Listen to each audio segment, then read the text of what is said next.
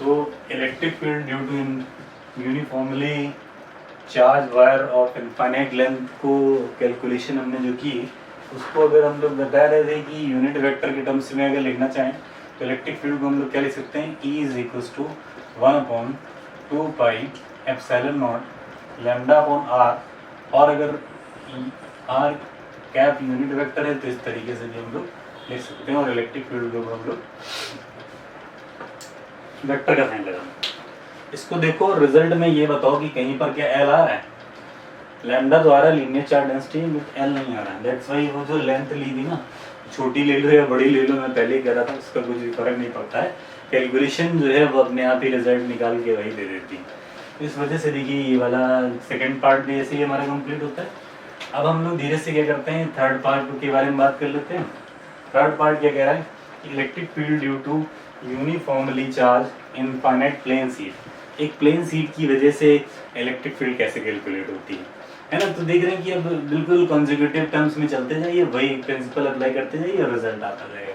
तो हम लोग क्या करते हैं कि इनफाइनाइट प्लेन सीट की वजह से इलेक्ट्रिक फील्ड कैलकुलेट करते हैं, और जैसे जैसे हम आगे बढ़ते जाएंगे आपकी रफ्तार भी बढ़ती जानी चाहिए सीखने की, क्योंकि अब आपके लिए कोई चीज़ नई नहीं रही, अब आप चीज़ों को वैसे समझ चुके हैं। तो थर्ड वाला जो है कैलकुलेशन और फास्ट करिए। कैसे, एक यूनिफॉर्मली इनफाइनाइट प्लेन सीट ले लेंगे। तो ये क्या है कि सीट को हम अगर एक्सटेंड करते हैं तो ऊपर भी जा सकती है, सीट नीचे की तरफ भी एक्सटेंडेड है, चारों तरफ बड़ी सी सीट है। इन छोटा सा कंसीडर्ड एरिया लिया है और ये सरफेस पर चार्ज इसके डिस्ट्रीब्यूट किया है। तो सरफेस चार्ज डिस्ट्रीब्यूशन तो अगर हम लोग सिग्मा माने, चार्ज डिस्ट्रीब्यूशन के बारे में अगर यहाँ पर बात कर लेना तो अब ये थोड़ा सा समझ ही लो, आके देख लो कि अगर लाइन पर कहीं चार्ज को डिस्ट्रीब्यूट कर दिया जाए, है ना, अगर Q चार्ज L लेंथ पे डिस्ट्रीब्यूट कर दिया जाए तो लीनियर चार्ज डेंसिटी होती है बेटा Q/L, ठीक है ना। और अगर मैं ये कहूँ कि एरिया पर कहीं पर भी चार्ज अगर डिस्ट्रीब्यूट कर दिया गया, लेट सपोज कोई एरिया A है उस पर चार्ज डिस्ट्रीब्यूट कर दिया गया Q, तो सिग्मा को हम लोग सरफेस चार्ज डेंसिटी लेते हैं, दैट इज Q/A। ये हो जाएगा कूलम पर मीटर स्क्वायर, ये हो जाएगा कूलम पर मीटर, देखो इसकी कूलम और इसकी मीटर, और इसका क्या हो जाएगा coulomb per metre square unit.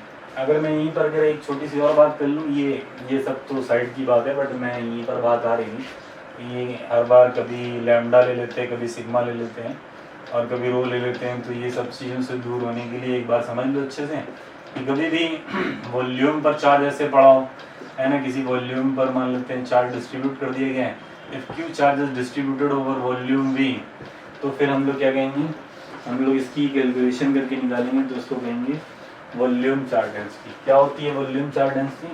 Volume charge density को हम लोग रो से रिप्रेजेंट करते हैं, तो total charge upon total volume V, है ना। इसकी यूनिट क्या निकल के आएगी, वो Q/V के हिसाब से आप लिखोगे तो कूलम पर मीटर क्यूब निकल के आएगी। तो यहाँ पर लैम्डा, सिग्मा और rho linear charge density, surface charge density और वॉल्यूम चार्ज डेंसिटी होते हैं। अब इनके बारे में अगर बीच में कभी आते हैं तो आप कंफ्यूज नहीं होइएगा।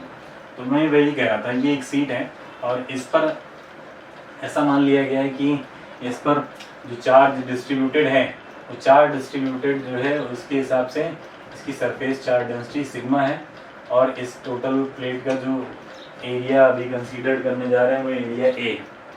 क्या करते हैं कि गॉसियन सरफेस हम लोग यहाँ से मान लेते हैं कि सीट के पास में कोई एक पॉइंट है P, तो P है तो वहाँ से गॉसियन सरफेस पास होते हुए जाना चाहिए। तो जैसे यहाँ पर हम लोग बात कर रहे हैं उतनी ही दूर पर अगर दूसरी साइड की बात करें, प्लेट है अगर मैं मान लेता हूँ कि ये इस तरीके से इनफाइनाइट प्लेट है, ऐसे प्लेट है, तो प्लेट तो चार्ज इधर भी है, चार्ज इधर भी है, तो इससे आउटवर्ड फ्लक्स इधर भी बाहर निकल रहा होगा, आउटवर्ड फ्लक्स इधर भी बाहर निकल रहा होगा। तो टोटल फ्लक्स की बात करोगे ना, बाहर निकलने वाला टोटल फ्लक्स ले लेंगे। तो क्या करो कि एक सिलेंडर छोटा सा तो पास करा दो और उसकी रेडियस को अगर बड़ा कराते हो तो ये पूरी की पूरी सीट क्या हो जाएगी, इसके अंदर आ जाएगी। तो पूरा का पूरा उसके अंदर सिमेट्रिक गॉसियन सरफेस होना चाहिए। तो फिर इसीलिए हम लोगों ने गॉसियन सरफेस जो लिया है वो इस तरीके से ले लिया, ऐसे करके ये रहा सिलेंडर, और वो क्या करा जाएगा इस प्लेन सीट की को पार करते हुए अंदर से ऐसे करके मैंने डाल दीजिए। इधर से जितनी डिस्टेंस होगी उतनी डिस्टेंस पर इधर एक गॉसियन सरफेस, सिलेंड्रिकल शेप का गॉसियन सरफेस मिल जाएगा। तो दूसरे साइड पर भी हम लोग ऐसे करके डॉटेड ये बना लेते हैं कि इधर पर भी अगर पॉइंट पे होता तो यहाँ पर जो टोटल फ्लक्स अगर हम लोग बात करें, पहले यहाँ पर देख लेते हैं। तो एक गॉसियन सरफेस लिया है तो area vector away from charge, यहाँ पे सीट, ये सीट है ना, सीट है तो एरिया वेक्टर 90 डिग्री के साथ, और electric field away from the charge, वो ये हो गई। दोनों के बीच में एंगल की बात करें, दोनों के बीच में एंगल कितना है, 0 डिग्री। ऐसे इधर की तरफ एरिया वेक्टर अगर बना लें तो एरिया वेक्टर हम लोग ऐसे बना देंगे डी, और इलेक्ट्रिक फील्ड कैसे बना देंगे वो भी हम लोगों ने ऐसे बना दी। इनके बीच में एंगल की बात करें तो थीटा इज इक्वल टू 0। अगर मैं दोनों को की वजह से फ्लक्स निकालूं तो ये वाला फ्लक्स जो होगा, जो फ्लक्स ऐड होगा फाई नेट अगर निकालें तो फाई नेट क्या होगा, इसकी वजह से फ्लक्स मान लेते हैं फाई 1 और इसकी वजह से फ्लक्स कितना हो फाई 2। तो दोनों को कैलकुलेशन के लिए नेट फ्लक्स आ जाएगा। पहले कैलकुलेशन के लिए तो close integration E dot D और प्लस दूसरे कैलकुलेशन ई डॉट डी, दोनों के बीच में एंगल जान ही रहे कितना बन रहा है। तो यहाँ से अगर मैं कहूँ कि ई बाहर निकाल लूँ, क्लोज इंटीग्रेशन डी, अब वही तो है कॉस 0 की वैल्यू 1 रखिएगा, यहाँ पर भी कॉस 0 की वैल्यू 1 रखिएगा। इतना आप लोग को अंडरस्टूड हो गया है। यहाँ से भी अगर मैं ई को बाहर निकाल लूँ, क्लोज इंटीग्रेशन डी ए बचेगा और कॉस 0 बचेगा, वो हटा के 1 कर दीजिए। यहाँ पे इंटीग्रेट करेंगे तो यहाँ से कितना निकल के आएगा, ये ए, और यहाँ से भी इंटीग्रेट करेंगे तो पूरा का पूरा छोटा एरिया है, ये डिफरेंशियल एरिया है। अब इसी को अगर बड़ा कर देंगे तो पूरी प्लेट जो आ जाएगी ना उसमें, तो इधर का एरिया ए हो जाएगा। ऐसे ही इधर की तरफ भी अगर इसी को बड़ा कर देंगे तो पूरी की पूरी एरिया आ जाएगा। तो ये कितना आ गया 2E फ्लक्स होता है, ये नेट फ्लक्स आ गया कैलकुलेटेड, जो हमने कैलकुलेट किया। और गॉस ने क्या बताया था उसका भी लिख देते हैं, हर बार वही कहा कॉन्सेप्ट। स्टेप 1 कैलकुलेट करो अपनी वजह से, स्टेप 2 ये होता है कि गॉस थ्योरम की वजह से जो रिजल्ट होता है दोनों बराबर करो, रिजल्ट निकालो बस। यही पर देखो गॉस थ्योरम की वजह से होता है Q/ε0। अब ये Q कहाँ से लाएंगे, आपको तो मालूम है केवल सिग्मा, तो सिग्मा को अभी मालूम है कितना होता है Q/A। यहाँ से Q निकाल लो तो कितना देगा सिग्मा×A, ये वैल्यू उठाओ यहाँ रख दो, सिग्मा A के हिसाब से कैलकुलेट कर लो। तो यहाँ रख दो सिग्मा A और ये हो गया ε0, ये हो गया 2EA, बस सॉल्व हो गया भैया रिजल्ट। ए से काटो, एरिया कोई फर्क नहीं पड़ता, रिजल्ट आएगा E, और ये 2 भी इधर डिवाइड कर दो सिग्मा/2ε0, ठीक है ना, सिग्मा/2ε0, ये मैग्नीट्यूड ऑफ इलेक्ट्रिक फ्लक्स आ जाएगा। क्यों दोनों के लिए, क्योंकि नेट फ्लक्स लेते हैं और नेट फ्लक्स आउटवर्ड फ्लक्स इधर भी है इधर भी है, पॉजिटिव चार्ज की वजह से। ये भी नेगेटिव चार्ज होती तो वो भी ये फ्लक्स इतना नहीं आता, बस उसकी डायरेक्शन अलग, इलेक्ट्रिक फील्ड की डायरेक्शन अलग होती है। यहाँ पे इलेक्ट्रिक फील्ड की डायरेक्शन बाहर की तरफ है और नेगेटिव की केस में प्लस हो जाती है, ठीक है। तो इस तरीके से हमारा तीसरा केस में पड़ गया। चौथे पे आ जाते हैं कि अगर 2 प्लेटें रखी हो तब कैसे कैलकुलेट करते हैं, ठीक है। इसको एक बार आप ध्यान से देख लीजिए कि एक प्लेट की वजह से निकालना था अगर हम लोग को इलेक्ट्रिक फील्ड कुछ दूरी पे, जो कि ये डिस्टेंस आर नहीं बता रहा है कि बहुत दूरी पे, थोड़ा पास में ही है, तो आप यहाँ पर गॉसियन सरफेस लिए और फ्लक्स यहाँ से और यहाँ से फ्लक्स कंसीडर कर लीजिए। तो टोटल फ्लक्स देखते थे ना भाई, जैसा भी गॉसियन सरफेस निकल गया था। तो यहाँ इस बार का गॉसियन सरफेस में, अच्छा तुम लोग कह नहीं सकते यहाँ पर भी तो गॉसियन सरफेस में इसका भी तो फ्लक्स होगा। अगर कोई कह देता है यहाँ पर फ्लक्स होगा, इसको यहाँ पर एक डिफरेंशियल एरिया ले लेते हैं, तो यार इसके लिए तो आप लोग कंफ्यूज नहीं होंगे। एरिया ऊपर की तरफ, इलेक्ट्रिक फील्ड बाहर की तरफ, दोनों के बीच में एंगल बन गया 90 डिग्री, तो ये कर्व सरफेस जो बनेगा उसकी वजह से फ्लक्स 0 हो जाएगा। यहाँ पर भी एरिया अगर देखें, ये ना प्लेन है, इस पर एरिया देखेंगे तो ये 90 डिग्री ऊपर, इलेक्ट्रिक फील्ड बाहर की तरफ, क्योंकि पॉजिटिव चार्ज से इलेक्ट्रिक फील्ड क्या होती है, अवे फ्रॉम द चार्ज। तो ये इनकी वजह से दोनों के बीच में एंगल कितना हो गया 90 डिग्री। तो यहाँ पे फ्लक्स, तो जितना कर्व्ड एरिया है उससे फ्लक्स 0 होगा, और जितना फ्लैट एरियाज ये हैं टॉप और बॉटम के इधर के, उनकी वजह से फ्लक्स कैलकुलेट करके नेट फ्लक्स Q/ε0 करके वैल्यू निकालनी है, ठीक है।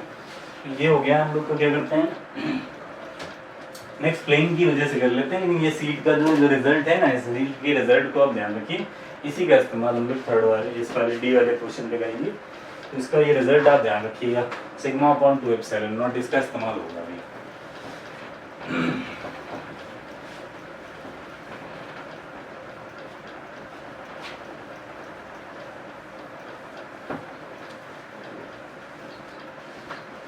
देखिए क्या है, अगर मैं यहाँ से कहूँ आपसे कि ऐसा है कि दो इनफाइनाइट पैरेलल सीट्स हैं और इनकी वजह से इलेक्ट्रिक फील्ड निकालनी है, तो देखिए इनकी वजह से इलेक्ट्रिक फील्ड कैलकुलेशन करनी है, दो इनफाइनाइट सीट की वजह से इलेक्ट्रिक फील्ड की कैलकुलेशन करनी है। तो इनफाइनाइट सीट हम ले लेते हैं, पहले एक इनफाइनाइट सीट ये ले ली। चार्ज आप कैसे भी लेना चाहो, पहले इस पर कंसीडर कर लेते हैं प्लस का, और फिर तुमसे जो है और बाकी के भी कंसीडरेशन करवा लेंगे, है ना। तो थोड़ा सा जो है निपटाओ जल्दी से इसको, बड़ा आराम से सॉल्व हो जाएगा। ये पॉजिटिव सीटें पहले मान ली हैं, और ये पहली वाली सीट को हम लोग सीट 1 मान लिया, ये सीट 2 मान लिया। इस पे सरफेस चार्ज डेंसिटी सिग्मा मान लिया, इस पे सरफेस चार्ज डेंसिटी सिग्मा 2 मान लिया, ठीक है। तो अब यहाँ पे रीजन एक ले लेते हैं 1, यहाँ पे रीजन जिनके बीच का होगा रीजन 2, और इधर बगल वाले का रीजन 3। इन तीनों जगह पर इलेक्ट्रिक फील्ड कैलकुलेट करनी है, ठीक है। तो करो क्या, इस वाले 1 रीजन पर कोई पॉइंट अगर यहाँ पर ले लिए थे, वहाँ से अगर इलेक्ट्रिक फील्ड निकालनी है, इसकी वजह से ये पॉजिटिव चार्ज है, तो इलेक्ट्रिक फील्ड इससे क्या होगी, बाहर की तरफ। पॉजिटिव चार्ज की वजह से इलेक्ट्रिक फील्ड बाहर की तरफ होती है, तो उसको लिख दो E1, ठीक है। और दूसरी वाली प्लेट की वजह से भी पॉजिटिव चार्ज है, तो इलेक्ट्रिक फील्ड किधर की तरफ होगी, बाहर की तरफ ही, क्योंकि due to positive charge electric field will be away from the charge, तो ये E2 हो जाएगी। दोनों एक ही डायरेक्शन में है। नेट इलेक्ट्रिक फील्ड निकालनी है, कैलकुलेट कर डालो। ई नेट जो निकलने वाला है वो कितना हो जाएगा, E1 + E2। E1 की वैल्यू रखोगे तो वही सीट वाला रिजल्ट लिख लो। कौन सा रिजल्ट था, सिग्मा 1/2 एप्सिलॉन, क्योंकि यहाँ पे सरफेस चार्ज डेंसिटी सिग्मा है। दूसरे के लिए हो जाएगा सिग्मा 2/2 एप्सिलॉन। बस यहाँ से अगर मैं 1/2 एप्सिलॉन कॉमन कर लूँ तो सिग्मा 1 और सिग्मा 2 हो जाएगा, ठीक है।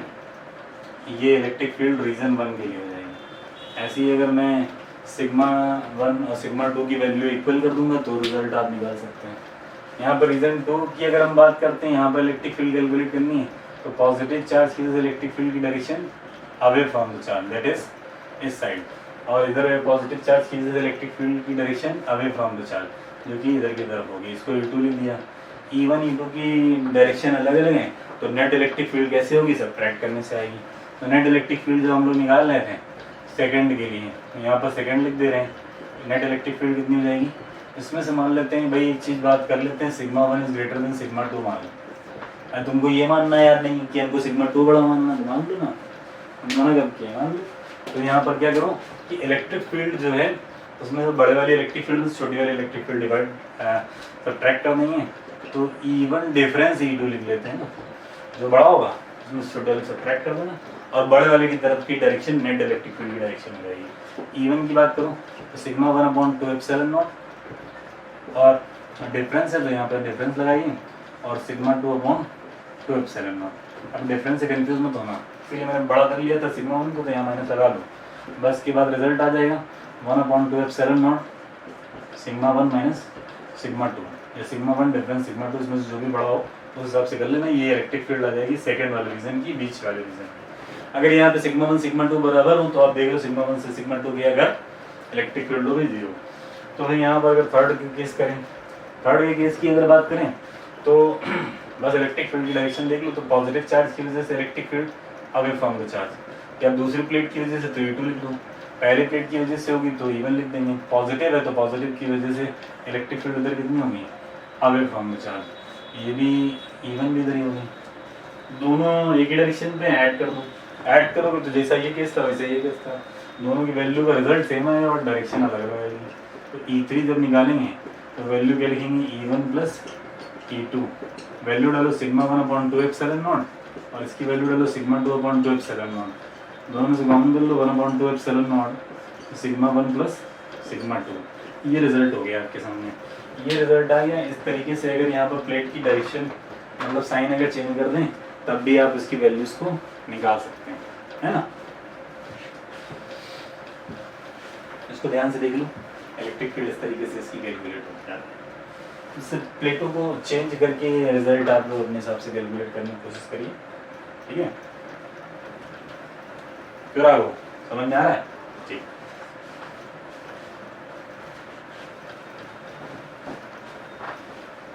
तो मैं डाउट्स भी ले लेता हूँ, इसी का डाउट्स है डाउट ले लेता हूँ मैं। माधव कोई डाउट? तो क्या माधव का डाउट ये है कि अगर प्लेटें अलग अलग हो जाएं तब क्या होगा? तो प्लेटें अगर अलग अलग हो जाती हैं तो उस केस में माधव के डाउट पूरे क्लियर कर देते हैं। प्लेटों का अलग होने का मतलब है प्लेटों के साइन अलग अलग हो जाते हैं। साइन अलग होने का मतलब एक पर पॉजिटिव हो जाए और एक पर क्या हो जाता है, नेगेटिव हो जाता है। एक पर नेगेटिव हो गया, ये नेगेटिव चार्ज हो गया। तो यहाँ पर अगर मैं सीट 1 कह रहा हूँ, ये सीट 2 कह रहा हूँ, आइए इनकी वजह से इलेक्ट्रिक फील्ड कैलकुलेट कर लेते हैं। तो इस साइड पर अगर इलेक्ट्रिक फील्ड की अगर हम बात करें तो पॉजिटिव की वजह से इलेक्ट्रिक फील्ड E1 डायरेक्शन में। अच्छा, सरफेस चार्ज डेंसिटी की बात करें तो बट यूजुअल है कि सिग्मा 1 और सिग्मा 2 इनकी surface charge density. Negative charge की वजह से इलेक्ट्रिक फील्ड क्या होगी? Towards the charge, towards the charge. तो इसकी वैल्यू की डायरेक्शन E2 की डायरेक्शन हो जाएगी। तो नेट जब निकलेगा तो कैसा आएगा? सब्ट्रैक्ट करने से। यहाँ पर अगर मैं पहले रीजन को, ये रीजन 1 मान लूँ, तो रीजन 1 को अगर इलेक्ट्रिक फील्ड निकालना चाहेंगे, ये प्लेटों से कंफ्यूज ना होना, ये प्लेटें ए और बी हैं तो ई ए बी भी लिख सकते हैं। प्लेट 1 2 लिखी गई थी, तो ये वाला ऐसा वाला 1 है और ये ऐसा वाला 2 है, ठीक है। तो ये रीजन 1 के लिए इलेक्ट्रिक फील्ड अगर निकालें तो E1 माइनस E2 कर लो, वैल्यू डाल दो, सिग्मा 1/2 एप्सिलॉन नॉट और सिग्मा 2/2 एप्सिलॉन नॉट। रिजल्ट आपके सामने है, 1/2 epsilon not sigma 1 minus sigma 2। Likewise अब मुझे नहीं लगता है कि यहाँ पे बीच की इलेक्ट्रिक फील्ड कैलकुलेट करने में आपको दिक्कत होगी। पहले अगर दिक्कत होती है तो फिर मैं हम करा देते हैं। यहाँ पर पॉइंट P मान लेते हैं। अगर अब पॉजिटिव चार्ज की वजह से इलेक्ट्रिक फील्ड देखेंगे तो बाहर की तरफ होगी, दैट इज E1 की डायरेक्शन ये है। नेगेटिव चार्ज की वजह से देखते हैं तो इलेक्ट्रिक फील्ड इधर की तरफ होगी, टुवर्ड्स द चार्ज। तो टुवर्ड्स द चार्ज की वजह से इलेक्ट्रिक फील्ड इधर होगी, वो इसी प्लेट की वजह से ये E2 होगी। तो रीज़न अगर 2 मान रहे हैं ये, तो सेकेंड की जो electric field, net electric field आएगी, वो दोनों के ऐड करने से आएगी। तो ये आ जाएगा E1 प्लस E2। वैल्यू डालो, E1 की value sigma 1/2 epsilon not, sigma 2/2 epsilon not. बस वहाँ से कैलकुलेट करके लाओ, 1/2 epsilon not sigma 1 plus sigma 2। ये रिजल्ट हो गया आपका। क्या हो गया?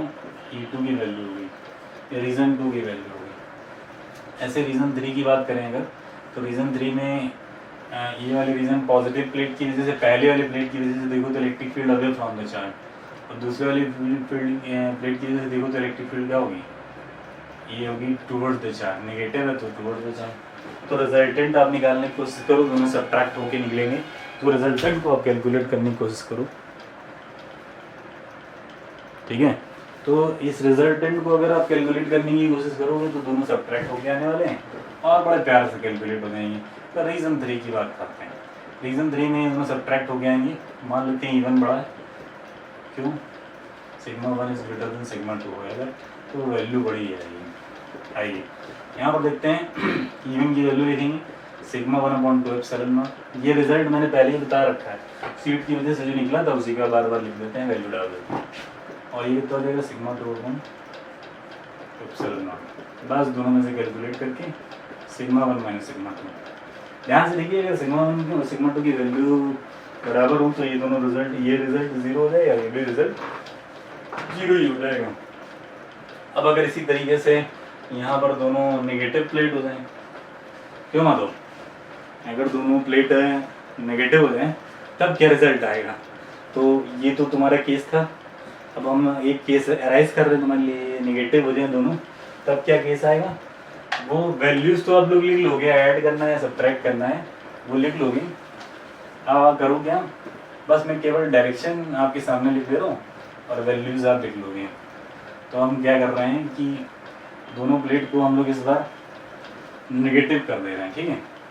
तो पहले ये दूसरी वाली तो नेगेटिव है ही है, पहले वाली को भी नेगेटिव कर लो।